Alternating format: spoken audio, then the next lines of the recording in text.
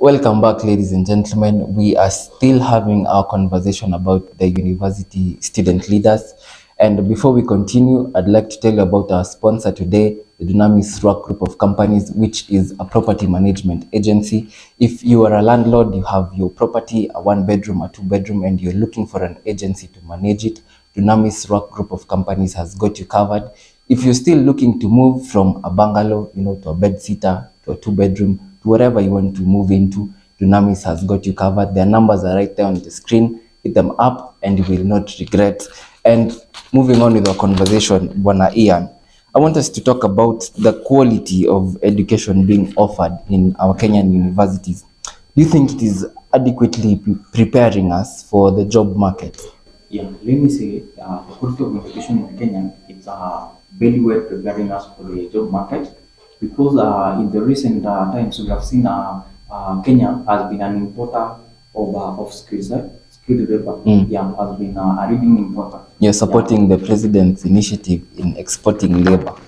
I support because we must be very clear and assert that our job market and our economy it is now frustrating, and we must employ, and we must employ and import the skilled labor to the countries that are demanding, like Germany, US. Let me say it is all over the world, in all the continent.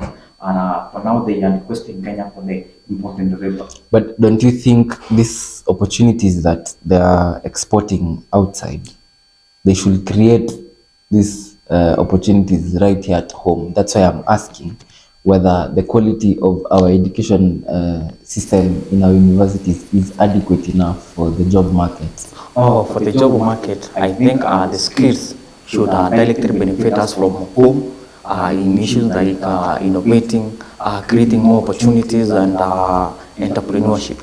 Because I believe every skill can be entrepreneurial, but from the start, I think we lack enough knowledge and information of transforming the skill into the economic value and to the students. I'm asking because we are witnessing that the government has introduced, or previously it introduced, 100% transition from high school to university. So we are having a lot of people going into the universities, and when they finish, they're not able to be absorbed into the job market. What role can such organizations such as ETSA and the rest play in contributing to solving this unemployment crisis that we're having as a country? Let me say, I think we should partner because we know that we have very skilled and prudent individuals who can disrupt in various sectors, maybe in the production, in the entrepreneurship, and what they lack is a platform for exposure and a platform that can give them that space to help them to give out their potential. So what I can say is that we as ETSA will partner with private agencies, institutions, and government stakeholders that will give space for our graduates to showcase their skills and also their information. I was asking because when you say ETSA will partner with private institutions, we also have EXO doing the same, we have ECA doing the same. What distinguishes your organization from the rest? What we have done, we have set our members in various categories. We have the categories of engineering, medicine, and technical courses. And after a member graduating in any field, we have the database registration, and we have the data, and we know how as we go for the partnership and writing proposals and pitching, we know what we want, and we know the institution and the agencies that align to the demands of the skills that we got. Interesting. I want us to talk about the university student unrest. in the recent past, we have seen a lot of comrades going on the streets, and when they go out, it's quite brutal.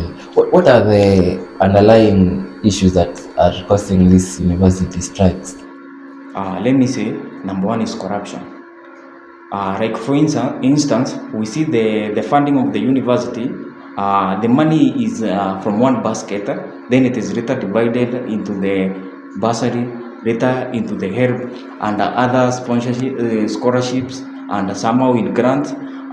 For my view, as the money is in the same basket of the government, it should be dispersed directly to the university and come up with a structure that maybe 80% will be sponsored.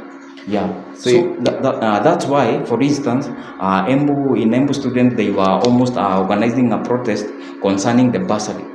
You see, you relate the two. Yeah. If education could be just directly funded without these subdividing the monies, we could never witness that. Another one is bad governance. Yeah, we have seen like now the administration in times of campaign, they are coming into the campaigns of the student leaders, and some they are actually affecting because we end up with the leaders who are not of our choice. Yeah. So you're saying that there is bursary, the governor has a bursary, the member of parliament has a bursary, the women rep also has a bursary. Yeah. The MCA also has a bursary. Actually, the president as well has a bursary. So if we put these monies together and disburse them directly to the school, you're saying that will be effective? Yeah, education will be almost 90% catered. You have suggested that to the member of parliament? Yeah, I have suggested to my member of parliament, and I'm hoping he will work on it. Yeah. Interesting. The university fee is getting higher and higher each day. I was reading recently, during the time of not long ago, like 10 years ago, you would have to pay close to like 40,000 for a whole year to study. Right now, you're surpassing close to 150,000. What a semester? For a semester, not even for a whole year. What are you doing about the university fees hike? We are fighting on it, and it has been armed by the new funding model. We say thank you for the issue because it has given us a platform on also tapering the same issues to the government and the education stakeholders in that sector, and we are working on looking forward and expecting. We have an expectation that the university fee will grow. Yeah, and only the government has that or the authority. Yeah, and the mandate is upon them. When you go to these offices to present your petitions to them, do they listen to you? Do they act on those petitions? Listening, they listen. They're good listeners. Very good listeners. But in action, that's where they draw the lines. Yeah. University leaders play a very significant role in influencing the actions of the people that elected them. Do you think moving forward we need to have university student leaders sitting and making decision on fees, maybe how academic programs should be run? You could say, for example, we'll have class from Monday to Wednesday. From Wednesday 2 p.m.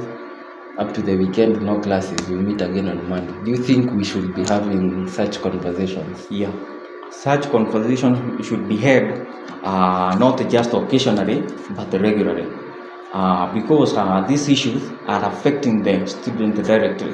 And now we have embraced change. Like the stakeholders and the educational enthusiasts, they are the ones that make such decision without an inclusion of us who we are affected and direct. And they must embrace change. We can see that the education system has changed from the previous years to now. We have employed a lot of recent change. Let me say, they should embrace us and give us a space on the table, because when a young man grows old, 3 things happen. Number 1, he loses his memory. Number 2, I forgot the other two. I'm not an old man. That's how they are.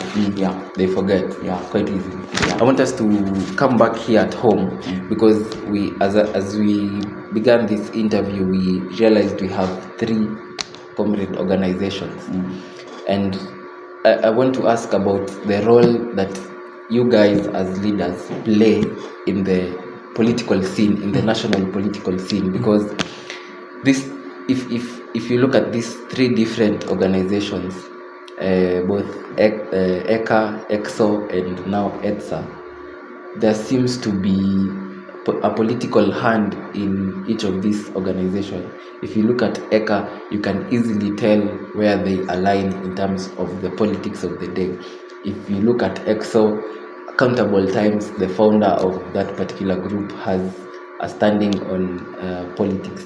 And now ETSA, what role do you guys play in the national politics? Let me say, when the readers see that you have an influence, they try and price you. When you see a person like a founder, he has so much influence in a certain association.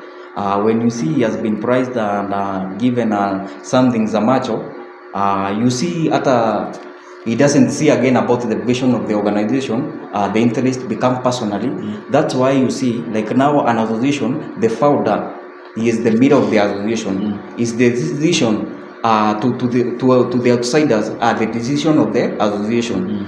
When you see you are a leader, you may make a decision because people believe leadership is about running and consultation.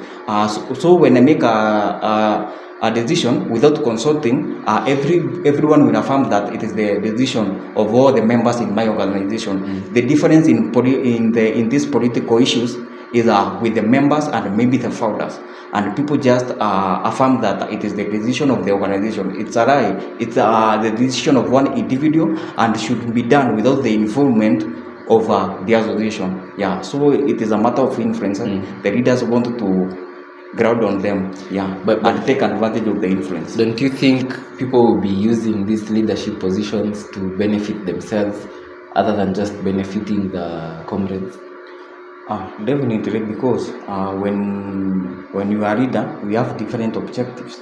Maybe I'm just there so that I can be benefiting from the political leaders, or maybe taking advantage of the association for my personal interest, maybe of aspiring a political seat in the future. I think what we should be doing, we know, just like I've said, leadership is, let me keep repeating it, it's about consulting and consulting. Before making any decision, either political or any decision that will affect your members, just make sure as you make the decision, don't involve the organization. If the decision is individual, just confirm that is individual and avoid all the political activities in your organization, and don't mention about it.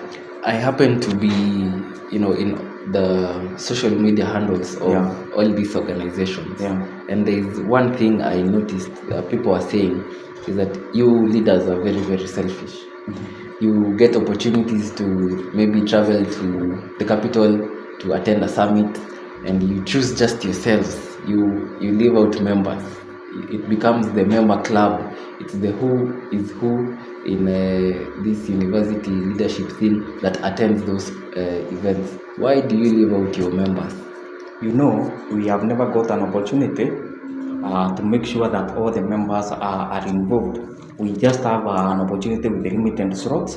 That's why we consider our leaders, because it is just a one-time leadership, and maybe the probability of the leaders are fine for the next year are very low. We have seen just repeated leaders in the years at a rate of just 15% from comparing from one leadership structure to the other.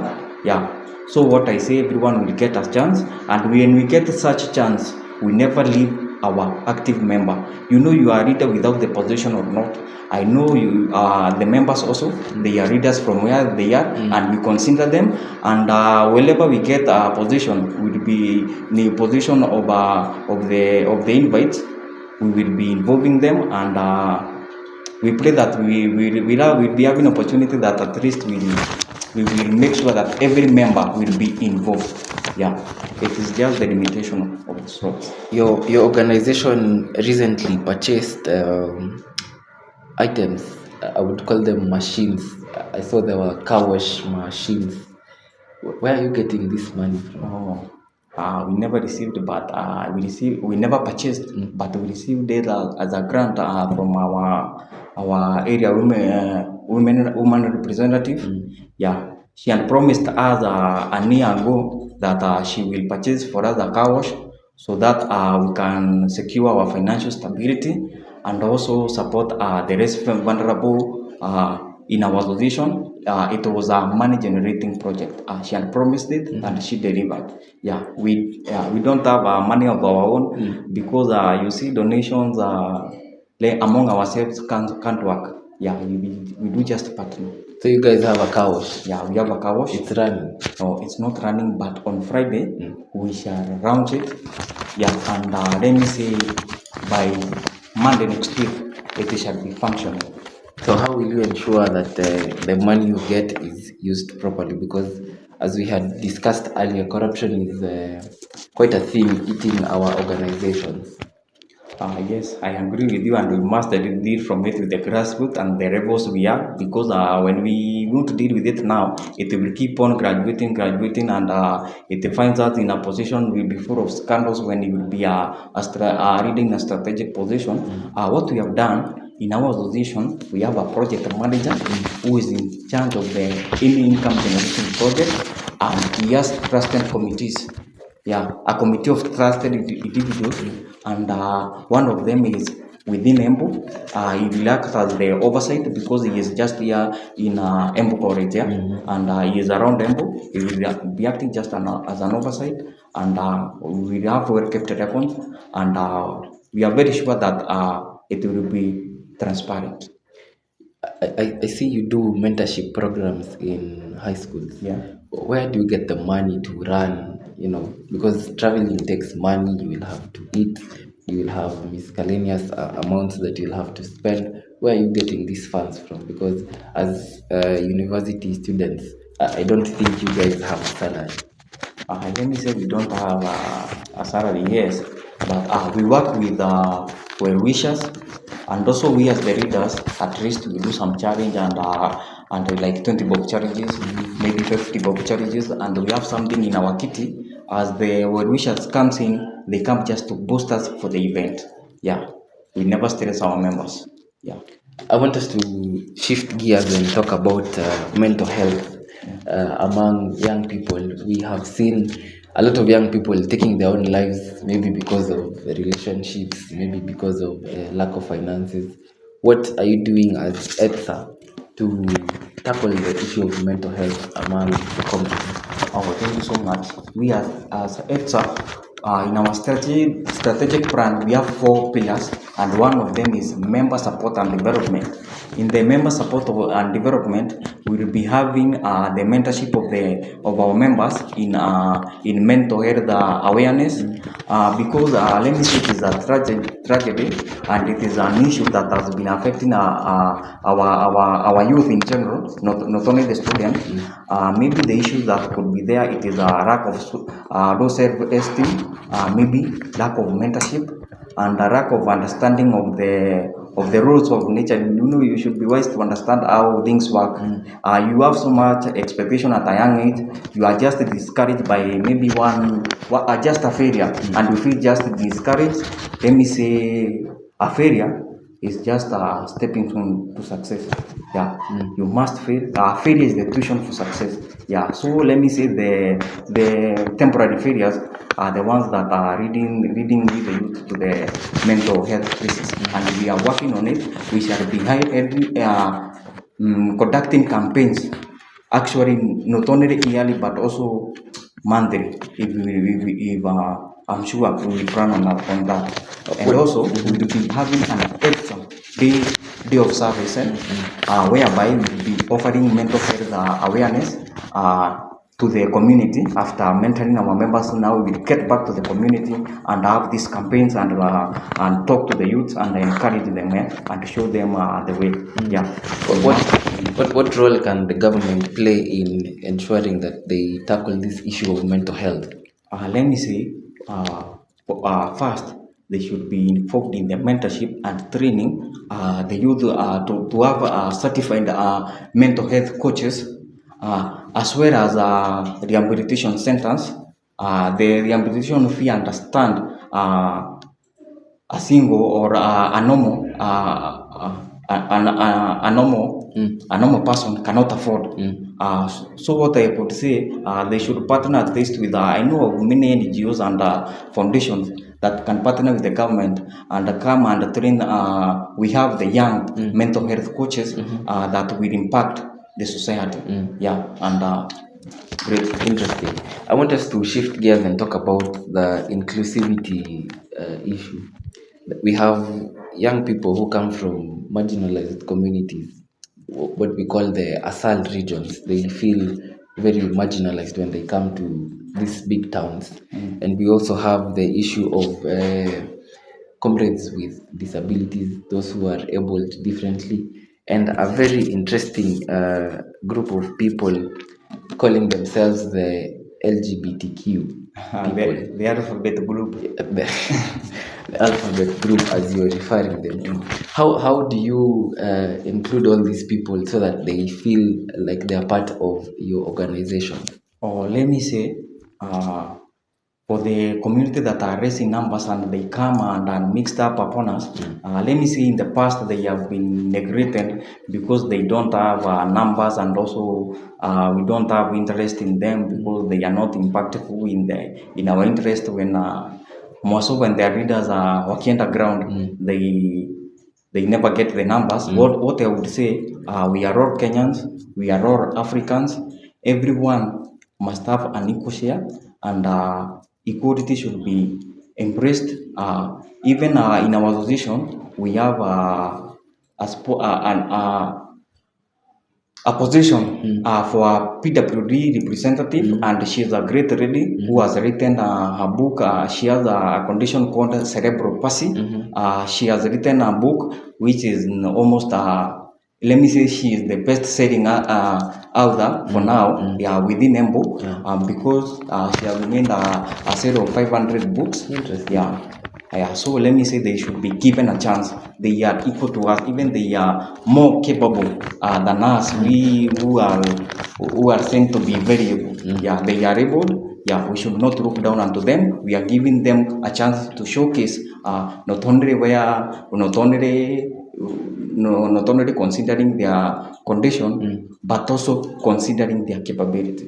Yeah. There's a group you've left out, the alphabet group. Or the alphabet group, what I could say, maybe I'm a God-fearing Christian, or let me say, no, it is their decision. I can't compromise, but what I would say, the alphabet group, we should also give them a chance to read, but also. It's a delicate topic. Yeah, it is a very delicate. You're avoiding the topic. Yeah, I am actually avoiding the topic. Okay, it's fine. It's fine. The student leadership activism, what Babu Owino used to do, what our current president used to do while they were in the university, because when in the past when somebody will stand and say comrades power, it will actually mean something. But these days we are seeing like you're just another bunch of group trying to find their place in the political arena. What are you guys doing to bring back the activism that was there? Let me say what killed that spirit of comrades power is the surge out of readers. Let me say there is selling out and there is partnering with the government to table your grievances and at least be part of giving solution and being sell out. Most of the readers have been prized, and that's how the voice of the community now becomes a whisper. Yeah, we should look into that. It is stand from the leadership. Yes. So what are you planning to do beyond even campus politics. For example, in matters current affairs, we have the Adani issue, we have the new university funding model, we have a lot of things happening in our country. How do you mobilize your members to come out and speak against things that are not in their interest as citizens? Number one, what I would say, let me say, we as the citizens of Kenya, we should not be ignorant. We should be knowledgeable, and when like the Adani proposal and the finance bill, when the issues like that come, we should study the clauses well before singing to the tunes of the crowns. But for me, what I would say, the Adani deal, it is a recess deal, because you can't tell me just a private entity can take over the airport, the healthcare, the most delicate docket in our country, and also the Kengen. It will take over the power sector.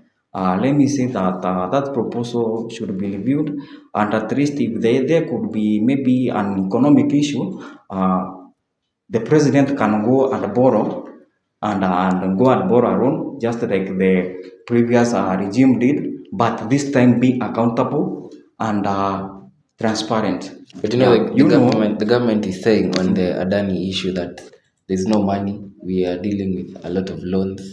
So the best way to develop the airport, which is dealing with a huge number of people, as opposed to the budgeted 7 million people that it was supposed to handle, decided to enter into that deal with the Adani.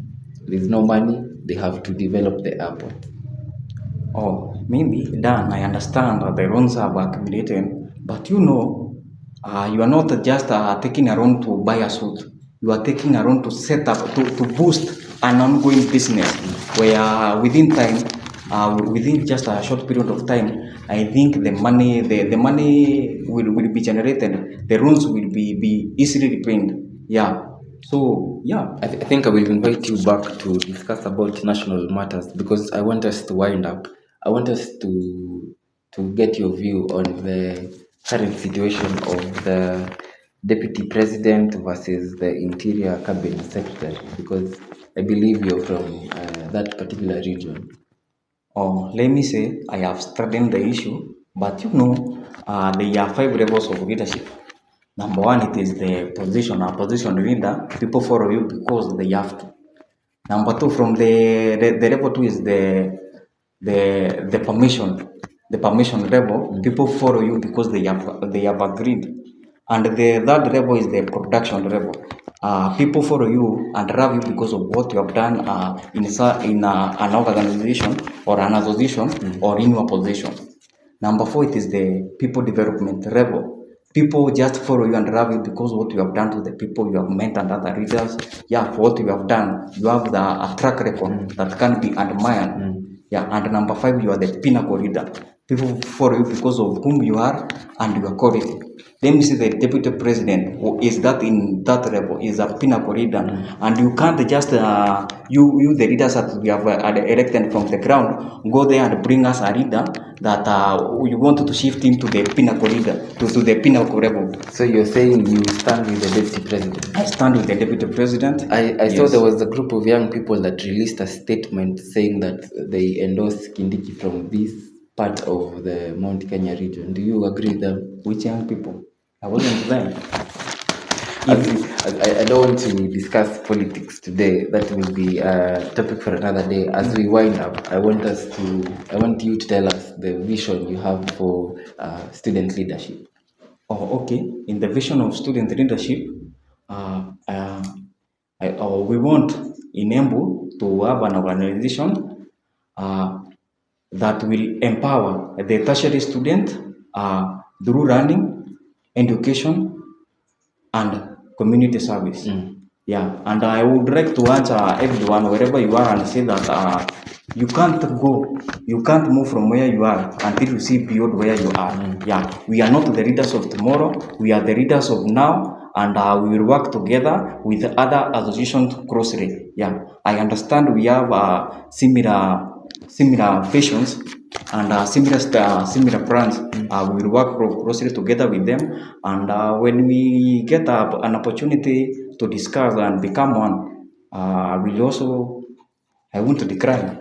I'm a champion of so. It's interesting. I would want to see that happen. Thank you very much. Asante sana. Thank you for coming. Thanks for your time. We really appreciate it. Thank you, ladies and gentlemen, for following through from the beginning till to the end. We have come to the end of this particular show. I would also want to remind you about Dunamis Rock Group of Companies, which has been our sponsor today. If you're looking to, if you're a landlord and you're looking for an agency to manage your property, Dunamis Rock Group of Companies has got you covered. The numbers are right there on our screen. Please feel free to get in touch with them and you will not regret. From everyone who made this production possible, asanteni sana. Have a blessed night. God bless you.